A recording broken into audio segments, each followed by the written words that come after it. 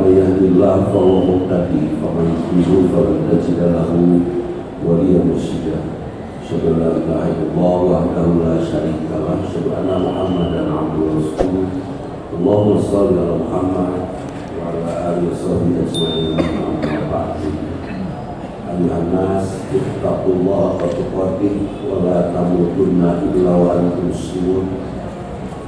Hadirin sidang Jumat rahimahullah, kita hidup saat ini adalah akibat dari apa yang dilakukan oleh generasi sebelum kita, yang tentunya tidak menjadi anania, tidak menjadi egois. Apa yang harus kita lakukan pun adalah sesuatu yang kita perhitungkan yang memiliki akibat yang baik bagi generasi yang menatap perjalanan hidup kita dari generasi sesudah kita. Kalau Allah menyatakan ara'aital ladzi yukadzibu bid-din, tahukah kamu siapa mereka yang mendustakan agama itu? Fadzalika alladzi yad'u'ul yatim, mereka adalah orang yang menghardik anak yatim. Anak yatim bukan saja mereka yang tidak punya ibu bapak, tapi keberadaan ibu bapaknya tidak mereka rasakan sebagai pribadi yang memberikan warna baik pada dirinya. Ibu bapak yang membiarkan dirinya hidup begitu saja, bahkan lingkungan mempengaruhi anak-anak seperti anak-anak yang tidak punya ibu bapak. Karena itu kita harus bersikap betul-betul dalam perhitungan. Kita harus menimbang. Jangan sampai sikap kita ditiru oleh generasi sesudah kita, kemudian mereka menjadi generasi yang sama sekali tidak berkesempatan untuk mendapatkan surga. Generasi yang hatinya sulit untuk disehatkan. Padahal Allah menyatakan, Yaumun la yanfa'u malun wala banun illa man atallaha biqalbin salim. Suatu saat nanti tidak ada gunanya harta, dan semua orang tidak ada gunanya, termasuk anak keturunan kita, kecuali kita pulang kepada Allah dalam keadaan hati yang sehat. Bagaimana kita mendapatkan jannatul na'im kalau hidup kita hanya disibukkan oleh pemenuhan hajat hawa nafsu dan keakuan pada diri kita setiap hari. Bahkan kita tidak mempertimbangkan akibat yang akan ditiru oleh generasi sesudah kita yang menatap kita. Sebut saja seorang mahasiswa dengan motornya yang dimodifikasi, dengan suara yang tidak peduli atas, tidak peduli akan pendengaran orang lain, itu dilihat oleh anak-anak kecil. Kemudian suatu saat dia akan niru kita. Insya Allah, apa yang kita lakukan betul-betul perbuatan yang tidak bertanggung jawab, karena kita akan meninggalkan generasi yang lemah. Allah mengingatkan, wa yasyallati kalau taraku min khalfihim dzurriyyatan dha'afa. Hendaklah kau khawatir meninggalkan satu saat nanti sesudah kalian satu generasi yang lemah pendirian, pengetahuan, lemah keputusan-keputusannya. Bahkan kita rasakan betul bagaimana generasi stroberi sekarang indah, betul-betul bahagia, tapi mudah pecah. Insya Allah itu mungkin yang dinyatakan oleh Allah, generasi yang lemah. Jangan, kita tidak bisa egois untuk berbuat apapun, harus dalam perhitungan yang benar, supaya kita tidak menjadi orang yang bermaksud menghardik anak yatim, memberikan keteladanan sehingga mereka tidak menjadi manusia yang kuat. Bagaimana caranya supaya tidak menghardik anak yatim? Diingatkan, afsus salam, sebarkan salam. Menyebarkan salam bukan saja mengucapkan kalimat assalamualaikum di setiap pintu, di setiap kesempatan, bukan. Tapi jadilah pribadi yang betul-betul salam, pribadi yang menerangkan, pribadi yang menyejukkan, pribadi yang menjadi solusi, pribadi yang memiliki pengetahuan yang luas. Kehadirannya sangat ditunggu, kedatangannya menyehatkan. Bahkan senyumnya saja betul-betul senyum yang menenteramkan.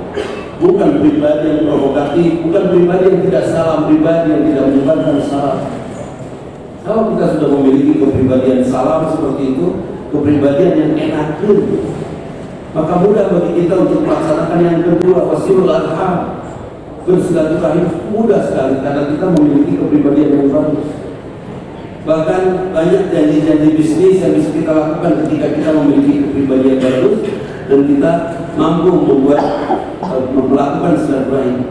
Orang bersilaturahim bukan hanya ngobrol, tapi sampai mengerti betul apa potensi teman kita, sampai mengerti betul apa kebaikan dan kelebihan dari saudara-saudara kita. Itu silaturahim. Bahkan sampai mengerti betul kelemahan saudara kita, kemudian kita berniat untuk bisa menguatkannya sehingga kita membiarkan dirinya dalam keadaan lemah. Itu silaturahim.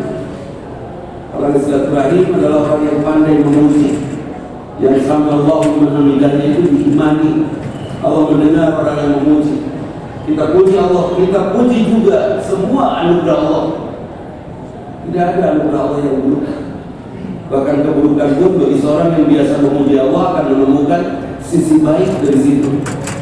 Tentu saja bagi banyak wanita yang namanya selingkuh itu sangat buruk, efeknya menyakitkan, sangat sakit, bahkan banyak kehancuran akibat daripada perselingkuhan.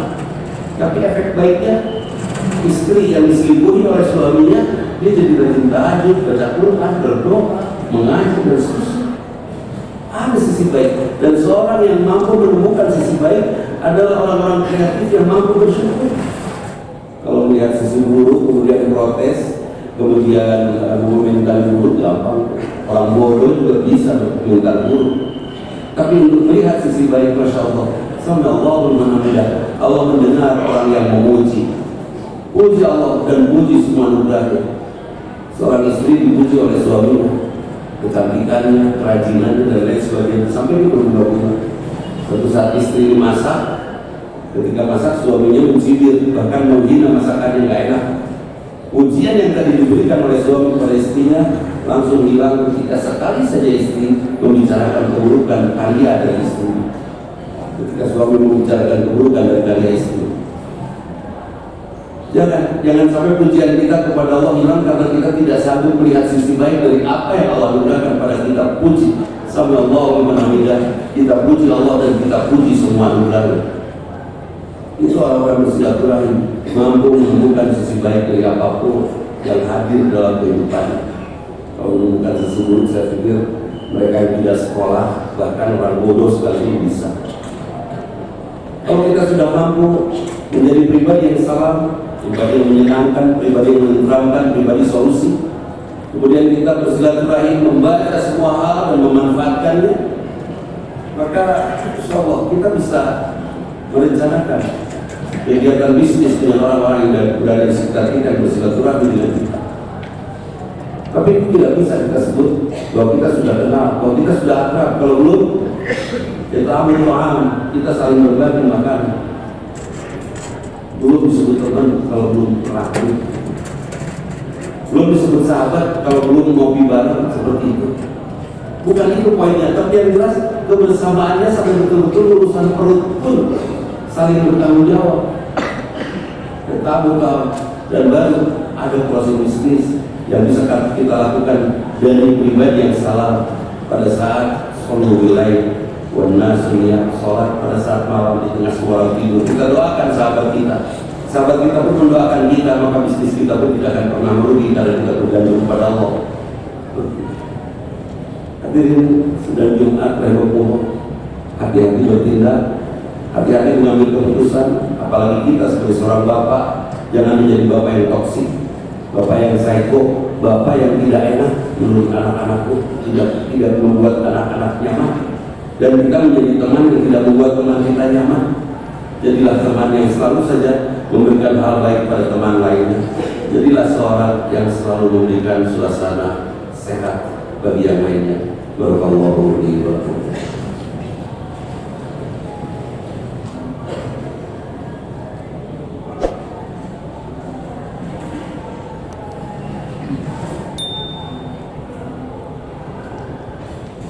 Hamdan wa syukran lillah, syahadu la ilaha illallah wahdahu la syarika lah, syahadu anna Muhammadan abduhu rasul.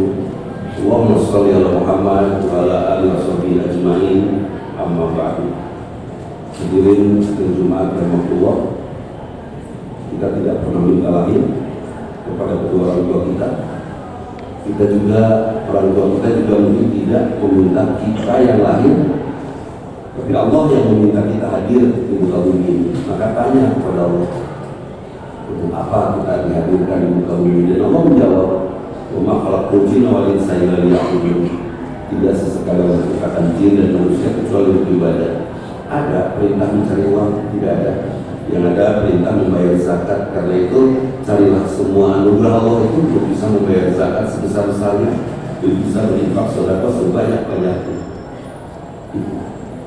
Ibadah semuanya. Ali bin Abi Thalib menyatakan, hayatuna kulluha ibadah. Hidup kami sepenuhnya ibadah. Bagaimana caranya supaya hidup kita menjadi ibadah? Maka mulailah segala hal dengan bismillah supaya menjadi ibadah. Rasulullah pernah mengingatkan, kalau kamu makan mulai dari bismillah, kalau lupa ucapkan bismillah awal wa akhir. Karena setan sangat suka kalau kita makan sesuatu yang tidak halal. Tidak halal belum tentu haram. Tidak halal bisa saja sia-sia, tidak menjadi pahala. Mubazir. Dan kita tahu yang mubazir itu Iwan Syayatin. Yang mubazir itu adalah temannya setan. Karena itu apapun kita kerjakan dengan bismillah. Tentu setelah kita mengucapkan bismillah, kita akan melakukan sesuatu yang baik, yang kira-kira awal itu. Sepertinya tidak mungkin kita mengucapkan bismillah, tetapi kemudian kita maksiat. Mulai dengan bismillah, karena itu hidup kita mudah-mudahan saat nanti kita bisa mendapati kepulangan yang baik di tengah-tengah ibadah kita, di berbagai, di semua profesi kita, di semua kegiatan kita. Karena ibadah ini adalah kehidupan kita. Bahkan ibadah adalah nasihat, dan hidup ini adalah nasihat secara keseluruhan. Jangan kita tidak pernah dinasihati oleh kemarin untuk hidup kita hari ini, dan jadikan hari ini menjadi nasihat untuk hidup kita besok, sehingga terus kita akan hidup menjadi semakin baik dan semakin baik. Rasulullah mengatakan, orang yang bagus itu adalah orang yang hari ini lebih baik dari kemarin, dan besok lebih baik dari hari ini, bukan sebaliknya. Karena itu pastikan ibadah kita menasihati kita. Disebut juga bibubidin juga adalah mereka-mereka yang wailul lil musallin alladzina hum an salatihim sahun. Mereka yang lalai dari salatnya. Kalau di dalam salat kita berdoa meminta rezeki, mari kita cari rezeki itu sekuat tenaga. Nanti Allah akan memberikan kita. Kalau di dalam hidup sehari-hari kita mendoakan teman kita untuk selamat, tentu kita akan berjuang untuk menyelamatkan teman kita. Di akhir sholat kita mengucapkan kalimat Assalamualaikum, artinya meminta kepada Allah untuk menyelamatkan semua orang di sekitar kita. Insya Allah kita akan menjadi seorang yang bisa menyelamatkan orang. Kita akan menjadi pintar, kita akan menjadi kaya, kita akan menjadi sehat, kita akan menjadi kuat. Bagaimana bisa menyelamatkan orang kalau kita bodoh? Bagaimana bisa menyelamatkan orang kalau mental kita miskin? Bagaimana bisa menyelamatkan orang kalau kita tidak sehat dan tidak kuat? Ini insya Allah. Ini ajakan dari sholat supaya kita tidak termasuk orang yang lalai dari sholat kita. Bahkan kalimat takbir dalam sholat yang berulang kita ucapkan Allahu Akbar. Ini menasihati kita agar kita merendah dan menghindarkan semua hal yang membuat kita menjadi sombong. Bukan hanya tidak sombong, tapi segala hal yang membuat kita menjadi sombong kita hindarkan sekuat tenaga. Karena itu disebut orang yang mengamalkan al-Islam, tidak disebut sebagai orang yang mendustakan agama. Hadirin sedang Jumat rahmatullah. Mudah-mudahan kita menjadi hamba yang betul Allah ridhoi, menjadi hamba yang selalu mendapatkan rahmat dari Allah Subhanahu wa taala, sehingga pada saatnya nanti kita bisa menjadi hamba yang pantas untuk mendapatkan jannatul na'im. Itu saja. Mohon maaf bila ada sesuatu yang tidak berkenan. Aku qouli hadza wa astaghfirullah li wa lakum. Assalamualaikum warahmatullahi wabarakatuh.